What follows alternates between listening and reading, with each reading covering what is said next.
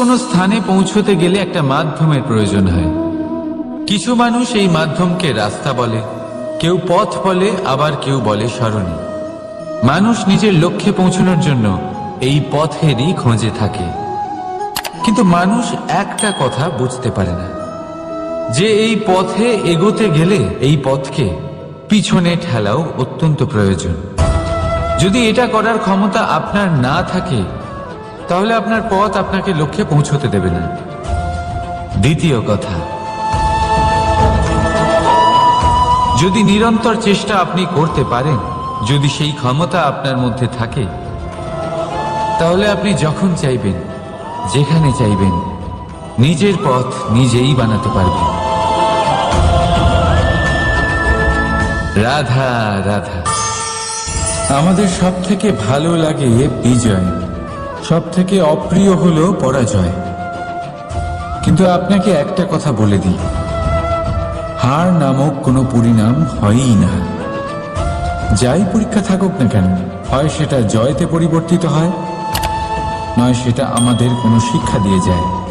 তাই কোনো কিছু নতুন শুরু করার আগে কখনো সংকোচ করবেন না। হয় জয় আপনাকে বিজয়ীর মালা পরাবে, নয়তো এই হার আপনাকে অমূল্য কিছু শিখিয়ে যাবে। রাধা রাধা। এই ছোট কাঠের ডাল দেখতে পাচ্ছেন আপনি? একটা বৃক্ষ থেকে এরম হাজার হাজার ডাল পাবেন, যা দিয়ে আপনি আগুন জ্বালাতে পারবেন, যা নিজে জ্বলে আমাদের ভোজন বানাতে সাহায্য করে থাকে, যা নিজে জ্বলে অন্ধকারে আমাদের আলোকিত করে। যদি এটাই অন্যভাবে দেখা যায়, তাহলে এমনই এক ছোট্ট ডালের টুকরো একটা ছোট্ট ফুলকিতেই নিজের সাথে হাজার হাজার বৃক্ষ জ্বালিয়ে দিতে পারে।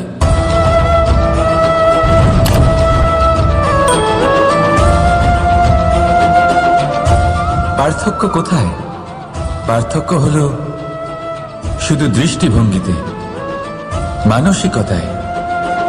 যদি এই মন শীতল রাখেন, শান্ত রাখেন, তাহলে অসংখ্য মানুষের জীবন আলোকিত করবেন। যদি ক্রোধ আর অহংকারের আগুনে জ্বলতে থাকেন, তাহলে শুধুমাত্র বিনাশ করবেন। সিদ্ধান্ত আপনার। রাধা রাধা। আজ বিজয়া দশমী, সেই দিন যবে শ্রীরাম রাবণকে বধ করেছিলেন। এ হলো সেই দিন যেদিন শ্রীরাম লঙ্কা জয় করেছিলেন। লোকে বলে এটা খারাপের বিরুদ্ধে ভালোর জয়ের প্রতীক। এটাকে দেখার আরো একটা দিক আছে।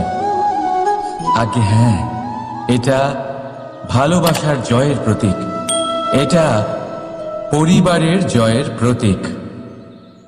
আপনি তো নিশ্চয়ই জানেন যে রাবণ মহাজ্ঞানী ছিল, মহা শক্তিশালী ছিল, মহাদেবের পরম ভক্ত ছিল রাবণ। এবার যে ব্যক্তি কৈলাস পর্বত তুলতে পারত, সেই ব্যক্তি নিজে এক কাটা বৃক্ষের মতো শ্রীরামের চরণে পড়েছিল। কেন? কারণ রামের সাথে লক্ষ্মণ ছিল, কিন্তু ওদিকে রাবণের সাথে বিভীষণ ছিল না। একদিকে এক পরিবারের মধ্যে ভালোবাসা ছিল, কিন্তু অপরদিকে আর এক পরিবারের মধ্যে দূরত্ব বাড়ছিল। তাই মনে রাখবেন, যদি সংসারের ওপরে বিজয় লাভ করতে হয়, তাহলে সর্বপ্রথম পরিবারের মধ্যে ভালোবাসা বজায় রাখতে হবে। পরিবারের মধ্যে ভালোবাসা বাড়ান, দূরত্ব নয়। আপনি সব সময় সুখী থাকবেন, আর জীবনের সমস্ত বাধা আপনি অতিক্রম করবেন। রাধা রাধা। আপনি কি কখনো শুনেছেন হরিণ সিংহের থেকে পালানোর বদলে তার সাথে লড়াই করেছে? হরিণ সিংহকে আক্রমণ করেছে, কখনো শুনেছেন? কখনো না। কিন্তু এরকম হতেই পারে, এরকম হয়েই থাকে। আর এটা তখনই হয় যখন হরিণের শাবক বিপদে পড়ে, যখন তার সিংহের কবলে পড়ার ভয় থাকে, তখন হরিণীও এসে সিংহের সাথে লড়াই করতে থাকে। কারণ সে একজন মা, আর মা তার সন্তানের জন্য সবকিছু করতে পারে। এ হলো মায়ের স্নেহ, যেটা যত নরম হতে পারে ঠিক ততটাই কঠোরও হতে পারে। আর তার সন্তানের মঙ্গলের জন্য সে ক্রোধের সমস্ত সীমা পার করে তার সন্তানকে রক্ষা করেই ছাড়বে। আর সেই জন্যই তো মাকে সন্তানের জীবনে সব থেকে বড় ঢাল বলা হয়। এই মাকে আমার শত কোটি প্রণাম। রাধা রাধা। কামবোধ, এটাই আপনার অন্তরের প্রথম শত্রু। বেশিরভাগ মানুষই কামবোধ বলতে লালসা বোঝেন, কিন্তু এটা সম্পূর্ণ সত্য নয়। কামের আসল অর্থ হল কামনা। এটা খুবই সহজ ব্যাপার। মনুষ্য শরীর থাকলে, মানুষের মন থাকলে এই কামনা অবশ্যই থাকবে। এবার এটাই দেখতে হবে যে এই কামনা নেতিবাচক কামনা নাকি ইতিবাচক কামনা। অন্য কারোর জিনিসে নজর দেওয়া, অন্য কোনো মানুষের উপর নজর দেওয়া, কোনো অনুচিত বস্তুর দিকে নজর দেওয়া, এই নেতিবাচক কামনা। আর এই দুষ্কামনা মানুষকে দিয়ে অপকর্ম করাবেই করাবে। তাই মনে রাখবেন, যে ব্যক্তি নিজের কামনাকে নিয়ন্ত্রণে রাখতে পারেন তিনি সঠিক পথেও থাকেন, সঠিক লক্ষ্যে পৌঁছতেও পারেন। যিনি কামনা নিয়ন্ত্রণে রাখতে পারেন না তিনি তার পথও হারিয়ে ফেলেন এবং লক্ষ্যচ্যুতও হন। তাই মনে রাখবেন, নিজের কামনাগুলিকে নিয়ন্ত্রণে রাখুন। কাম নামক এই শত্রুর ওপর বিজয় লাভ করুন। আর আমার সাথে ভালোবেসে বলুন, রাধা রাধা। হাস্য, হাসি জীবনে অত্যন্ত মূল্যবান হয়। কথায় আছে যে হাসি এবং হাস্য আমাদের জীবনে ওষুধের মতো কাজ করে, আমাদের সুস্থ রাখে, আমাদের জীবনের অনুভূতিগুলিকে আরো সুন্দর করে তোলে। কিন্তু প্রত্যেক ওষুধের মতোই এর সাথেও এটাই হয়। প্রত্যেক ওষুধ সঠিক সময়ে, সঠিক মাত্রায়, সঠিকভাবে গ্রহণ করতে হয়। যদি এরকম না হয় তাহলে এই ঔষধও শরীরের ক্ষতি করে দিতে পারে। এবার আপনি ভাবতে পারেন, হাসি থেকে কিভাবে ক্ষতি হতে পারে? আপনি যদি অন্য কারোর উপরে হাসেন তাহলে হয়তো তার মনে কষ্ট হতে পারে, তার অন্তরের মিত্র হয়তো শেষ হয়ে যেতে পারে, আর অন্তরের শত্রু জেগে উঠতে পারে। কিন্তু এটাই যদি আমরা সকলকে সাথে এনে সকলের সাথে হাসি, তাহলে হয়তো আমাদের অন্তরের এই হৃদয়ের ভেতরে লুকিয়ে থাকা যে শত্রু তা শেষ হয়ে যেতে পারে, আর অন্তরের বন্ধুসত্তা প্রকাশিত হতে পারে। ঠিক কি না? এবার আপনাকে উদাহরণ দিই। যখন দ্রৌপদী দুর্যোধনকে নিয়ে হেসেছিল তখন তা মহাভারতের সৃষ্টির কারণ হয়েছিল। কিন্তু সেইখানেই যখন পার্থ আর মাধব একসাথে বসে মৃদুমন্দ হাসতেন তখন ধর্ম স্থাপন করা হয়েছিল। তা আপনি কি চান? কাউকে নিয়ে হেসে তাকে আঘাত করতে চান, নাকি সকলকে একসাথে এনে তাদের হাসিয়ে তুলে ধনাত্মক প্রভাব ফেলতে চান? সিদ্ধান্ত আপনার। আসুন আর আমার সাথে ভালোবেসে বলুন, রাধা রাধা। মাঝে মাঝে কিছু মুহূর্তের জন্য চোখ বন্ধ করে ধ্যানের বেদিতে বসে ধ্যান করতে চেষ্টা করুন, আর বোঝার চেষ্টা করুন যে আমরা সর্বপ্রথম কি দেখতে পাচ্ছি, কি অনুভব করছি। আপনি দেখতে পাবেন সবার আগে আপনার চোখের সামনে আপনার দুষ্কর্মগুলিকে, আপনার লুকিয়ে থাকা ক্রোধ, অন্তরের যন্ত্রণা, ভয়, নিরাশা, এই সব কিছুই সবার আগে দেখতে পাবেন আপনি। আর এই সব কিছুই আমাদের দুঃখের কারণ হয়ে ওঠে। এই সব কিছু সারমর্ম কি? সারমর্ম শুধু একটাই, সেটা হলো এই যে আমাদের এই মন তা কিন্তু দুষ্কর্ম পছন্দই করে না। আমাদের এই মন একটা সুখময় জীবন যাপন করতে চায়, সৎকর্ম করতে চায়। তাই এটাই করুন, শুভ চিন্তা করুন, শুভ কর্ম করুন, ইতিবাচক মনোভাব নিয়ে জীবনে অগ্রসর হন। তারপর চোখ বন্ধ করে অন্তরে দেখতে থাকুন। দুঃখের আভাসই পাবেন না। এই মন প্রসন্নতা এবং প্রেমের দ্বারা পূর্ণ হবে এবং বারবার বলে উঠবে, রাধা রাধা। ছোটবেলা থেকেই আমি গরু চড়িয়ে অভ্যস্ত, সেই জন্য সকলে আমাকে গোপাল নামে ডাকত। কিন্তু গোপাল হয়ে আমি একটা অমূল্য শিক্ষা লাভ করেছি। আমি দেখেছি যে গৌশালাতে অনেক বাছুরের মধ্যে একটি গাই তার নিজের বাছুরকে অবশ্যই চিনে ফেলে। যেখানে সমস্ত বাছুর একই রকম দেখতে এবং প্রত্যেকের স্বরও সমান, তারপরেও সকল বাছুরের মধ্যে নিজের বাছুরকে ঠিক চিনতে পেরে যায় এবং তার সাথেই থাকে। ঠিক এইরকমই কিছুটা হয় আমাদের কর্ম এবং তার কর্মফল। আপনি সবার মাঝে থেকেও কোনো কর্ম যদি করেন, সেই কর্মফল সবার মধ্যে আপনাকে চিনে ফেলবে এবং আপনার সাথেই থাকবে। তাই যখনই কর্ম করবেন ভেবে চিন্তে করবেন। কোনো কর্ম করার আগে একবার ভেবে দেখুন, তাহলে জীবনে বারংবার অনুতপ্ত হতে হবে না। কারণ বিষয়টা কিছুটা এরকম যে এই সংসারে আপনি কাল, কর্মফল এবং সময়, এই তিনের হাত থেকে কখনো লুকোতে পারবেন না, কখনো পালাতেও পারবেন না। আসুন আমার সাথে ভালোবেসে বলুন, রাধা রাধা। আভূষণ। কার না ভালো লাগে এই আভূষণ? আমরা পরিশ্রম করি, ধন অর্জন করি আর আভূষণ কিনে থাকি, কখনো নিজের জন্য, কখনো বা তাদের জন্য যাকে আমরা ভালোবাসি, বা তাদের জন্য যাকে আমরা সম্মান করি। হয়তো সেই জন্যই সীতা চূড়ামণি ধারণ করেছিলেন এবং আমি সামন্তকমণি। কিন্তু এটাই কি সেই প্রকৃত আভূষণ যা আপনার মূল্য বৃদ্ধি করে? না। শ্রীরামের আভূষণ হল ওনার নম্র ভদ্র ব্যবহার। মাতা সীতার আভূষণ হল ওনার সততা, ওনার নিষ্ঠা, ওনার ত্যাগ। অর্জুনের আভূষণ ছিল ওনার একাগ্রতা।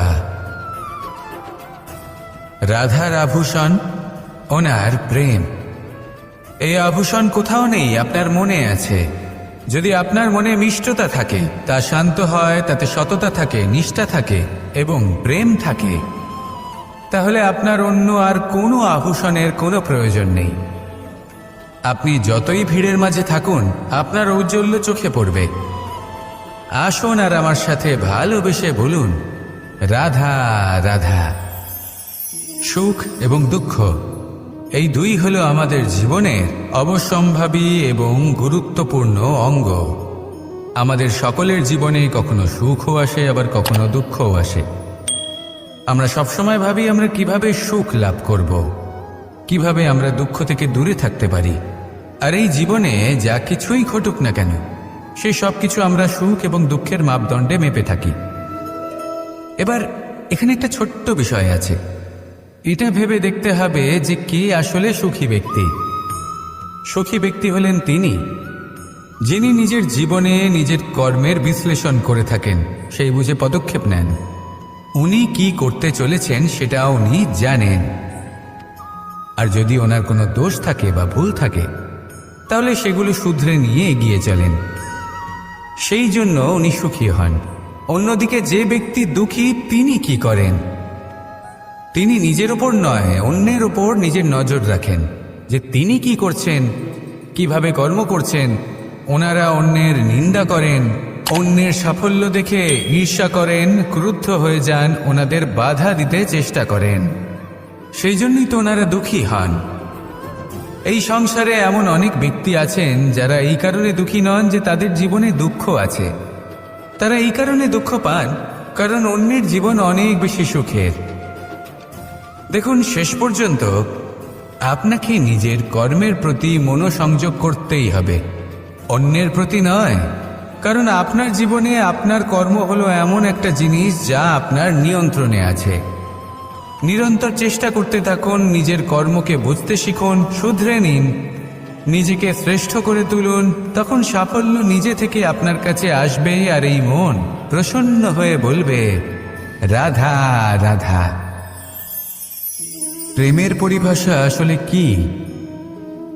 ভিন্ন ভিন্ন ধরনের ব্যক্তি, ভিন্ন ভিন্ন ধরনের প্রেমী, আলোচক বিভিন্ন ধরনের পরিভাষা প্রদান করেন এই প্রেম নিয়ে। কিন্তু প্রত্যেকের মনে এই কখনো কখনো এই প্রশ্ন এসেছে, এই ভালোবাসা আসলে কি? নিজের প্রিয়তমকে জয় করাই কি প্রেম? চার হাত এক হয়ে যাবার নামই কি প্রেম? নিজের আবেগ ব্যক্ত করাই কি ভালোবাসা? না, প্রেমের অর্থ কাউকে লাভ করা নয়, বরং তার মাঝে বিলীন হয়ে যাওয়া। যদি কারোর হাত ধরে থাকি, তাহলে আজীবন তার সাথে পথ চলা হলো প্রেম। প্রেম শুধুমাত্র সেটা নয় যা প্রেমী আর প্রেমিকার কেশ দামে মালা বেঁধে দেয়। মাতা পিতার জন্য দিনরাত পরিশ্রম করা, নিজের পরিবারের জন্য দিনরাত পরিশ্রম করা, সেটাও প্রেম। নিজের বন্ধুদের জন্য, আপনজনের জন্য সবকিছু উজাড় করে দেওয়ার নাম হলো ভালোবাসা। নিজের মাতৃভূমির জন্য সাহসের সাথে লড়াই করা এবং আনন্দে নিজের জীবন ত্যাগ করে দেওয়াও কিন্তু প্রেমের নামান্তর। সেই জন্য যারা বুদ্ধিমান ব্যক্তি, তারা কখনো প্রেমের পরিভাষা খুঁজতে চান না, কারণ তারা জানেন যে এই প্রেম কতটা বিশাল। তারা জানেন যে এই প্রেম হলো এক বিশাল সাগর, যাকে নিজের মুঠোয় ধরে রাখা যায় না। সেই জন্য এই প্রেমের সাগরে ডুবে যান এবং সকলকে ভালোবাসতে শিখুন। যদি সবাইকে ভালোবাসতে পারেন, তাহলে তাদেরও কল্যাণ হবে যারা আপনাকে ভালোবাসে, তাদেরও কল্যাণ হবে যাদেরকে আপনি ভালোবাসেন, আর আপনারও কল্যাণ হবে। আর তখন এই মন ভালোবেসে বলবে, রাধা রাধা। এই সংসারের অন্তের, এর বিনাশের প্রারম্ভ কিভাবে হয়? কোনো যোগের মাধ্যমে? কোনো ভয়ানক অসুরের আগমনে? নাকি প্রকৃতির রাগের কারণে? না, এই সংসারের বিনাশের প্রারম্ভ হয় আমি থেকে। এই আমি, এই তুমি, এটা আমি করেছি, ওটা তুমি করেছো, এটা আমার, ওটা তোমার, আদি ইত্যাদি।